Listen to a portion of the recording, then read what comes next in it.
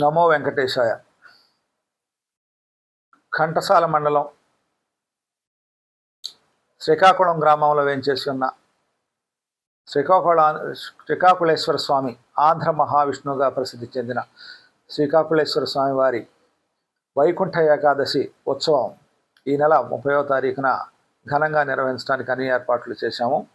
ఆ రోజు ఉదయం 4 గంటలకి సుప్రభాతం, పుణ్యాహవచనం, నవగ్రహ ఆరాధన, సహస్రనామార్చన, అనంతరం తీర్థప్రసాద వినియోగం ఉంటుంది. 10 గంటలకు ఎప్పటిలాగే సాంప్రదాయానికి అనుగుణంగా దేవాలయ సాంప్రదాయానికి అనుసరించి ఎప్పుడూ జరిగేట్టుగా 10 గంటలకు శ్రీ స్వామివారు అమ్మవార్లకు ఆస్థాన పూజా కార్యక్రమం దేవస్థాన అర్చకులచే నిర్వహించబడుతుంది. 11 గంటల 16 నిమిషాలకు ఉత్తర ద్వార దర్శనం ఉంటుంది. ఆస్థాన పూజ అనంతరం ఉత్తర ద్వార దర్శనం ఏర్పాటు ఉంటుంది. భక్తులందరూ కూడా ఉత్తర ద్వార దర్శనం ద్వారా శ్రీ స్వామివారిని, ఆంధ్ర మహావిష్ణువుని దర్శించుకుని ధరించవలసిందిగా కోరుచున్నాము. మధ్యాహ్నం 1 గంటకి తీర్థప్రసాద వినియోగం ఉంటుంది.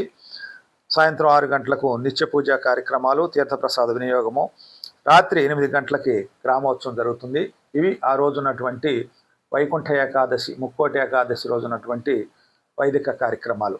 భక్తులు ఆ రోజున అధిక సంఖ్యలో ఇచ్చేస్తారనే అంచనా మేము ఆలోచించి ఉన్నాము, అంచనా వేయటం జరిగింది.